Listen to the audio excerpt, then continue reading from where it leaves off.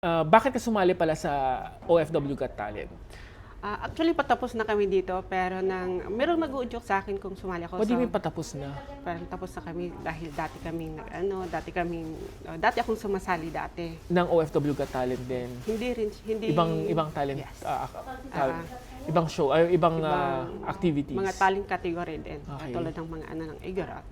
So, parang may nag-uudyok sa akin na ikwento ko ang buhay ko dito sa Singapore sa loob ng 17 years. Nagkaroon ako ng stage 2 cancer sa skin. Survivor ako doon. And then, tinamaan ako ng COVID.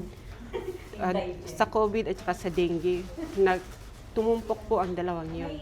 So parang natagalan po ako doon sa Tantoxing Hospital. Akala ko natapos na yung maging trials ko sa buhay. Tumapat ulit ako doon sa naoperahan ako ng 3 beses sa isang linggo ng Staph aureus bacteria, which is doon talaga sumabog ng mga ko na yung thousands of dollars na ipon ko na convert natin sa piso is millions of dollars is Pesos. nabayad ko Millions of pesos. millions of pesos nabayad ko na po sa mga bills ko kasi kulang na kulang po ang insurance ko kasi sa loob kasi ng 3 linggo is naoperahan ako about August 9, August 11 and August 12. Sa pangatlong operation ko kinuhanan nila ako ulit, din naoperahan ako dito. Kasi pinagpili nila ako kung kukuha kami ng plastic shield surgery is cost of 13,000. Nanggagaling sa Thailand yung tao. O yung sarili kong katawan. So pinili ko po yung sarili kong katawan. Dahil sarili ko din yun at saka hindi kami mamahalan sa mabayaran.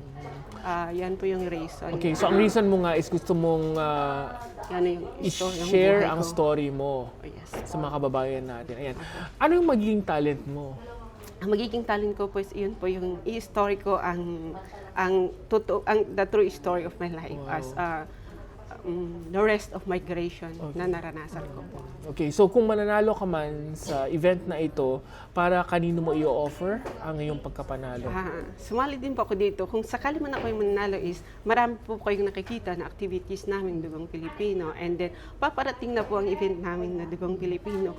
So far, kung mananalo ako doon is, meron kaming charity na nakita niyo mga egg distributions. At recently, meron ako, pag uwi ko ng Pilipinas sa June, meron po akong sa Roman Catholic sa amin is, meron po akong kunting may tutulong sa kanila. Okay. Sige. Ano ang pakiramdam mo ate na malapit na nga ang contest na to? Pakiramdam ko is parang normal lang po kasi parang i-share ko lang yung story ng buhay ko is parang na-feel ko na normal. Wala akong na-feel na kaba. I hope na hindi ako kabahan sa araw na yun. Anong preparation ang ginagawa mo?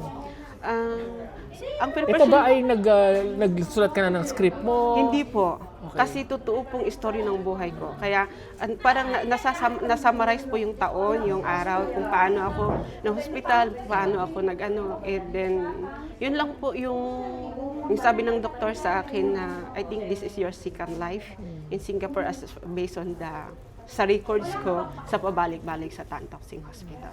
So parang excited akong yung story ng buhay ko na kahit gaano kabigat ang ating problema, hindi tayo magpapatalo. Lahat po ay may paraan.